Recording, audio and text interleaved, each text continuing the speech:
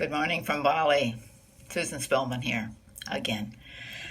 So it's been a little over a month since I did the last Bali update on the virus, and things have really changed quite dramatically. And so I wanted to update you on the numbers first. Okay, so I can get my glasses here. So in May, when I did this, we had 346 confirmed cases, and now we have 976. There were, in May, there were 243 recovered. Now we have 566 recovered, and in May, the active cases were 99, and now they are 404. So, I mean, you can see this is a huge increase. It seems to be mostly related, as far as I can tell, to the migrant workers coming back and people coming back from holidays in Java, which has many, many more cases than we do, and then spreading the virus. So what's happened is that now Bali has gotten quite diligent about contact tracing and is tracing many, many more people related to active cases. And so I think that's partly what's happened, is we're now finding the people who are active, who are positive, whether or not they have symptoms or not. So before, we were just looking at the confirmed cases from, for example, the hospital.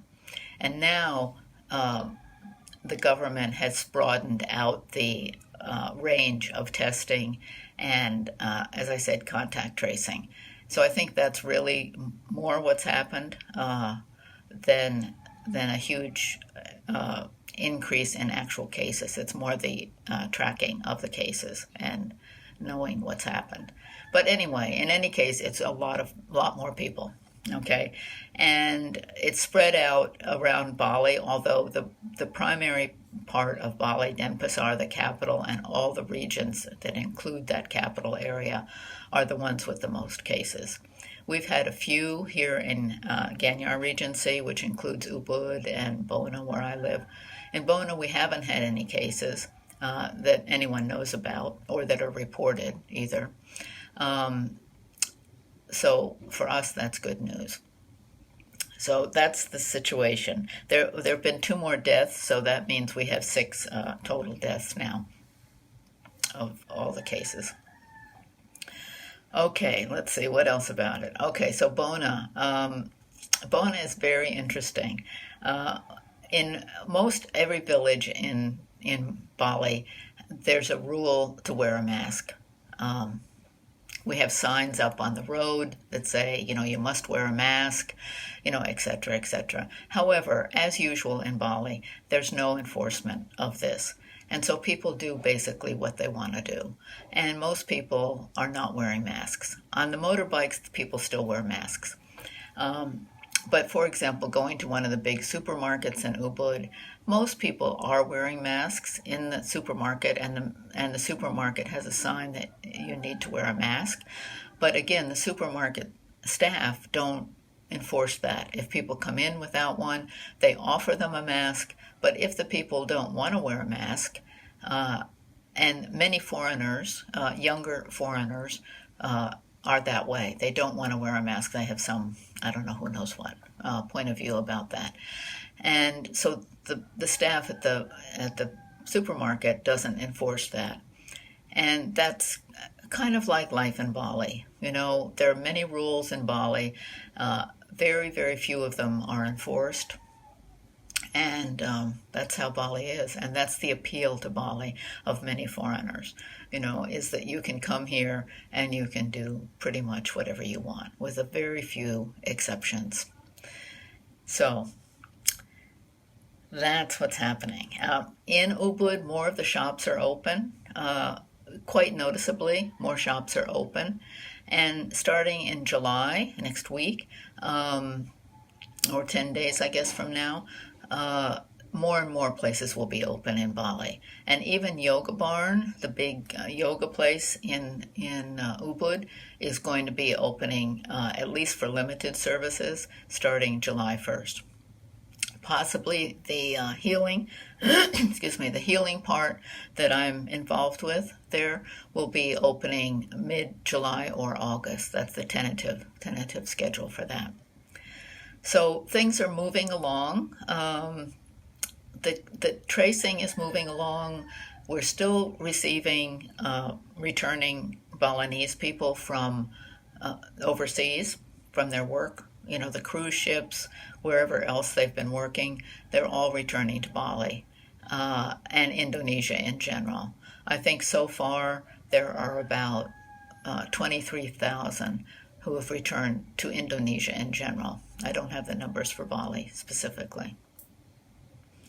So that's kind of the story here now.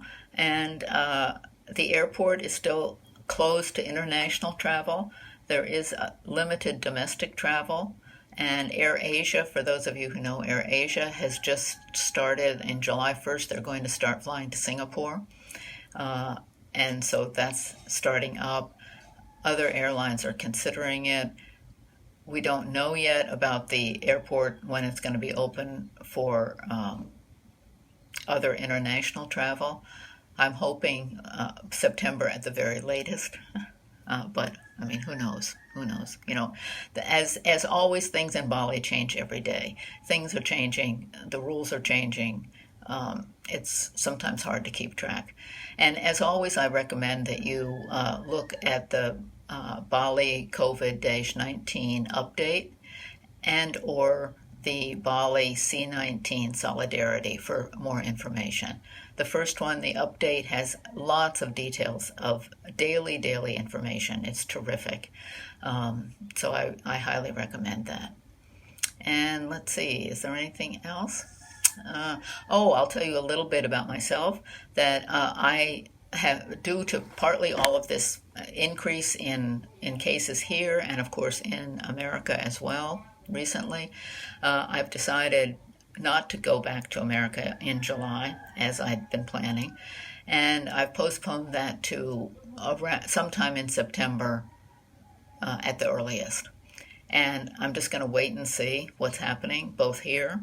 I'd like the international airport to be open so I don't have to hassle to get to Jakarta and on from there. And of course see what's happening in America as well. So that's the latest from here, from Bali. And I'd love to hear comments, thoughts, any questions. Please let me know. Okay.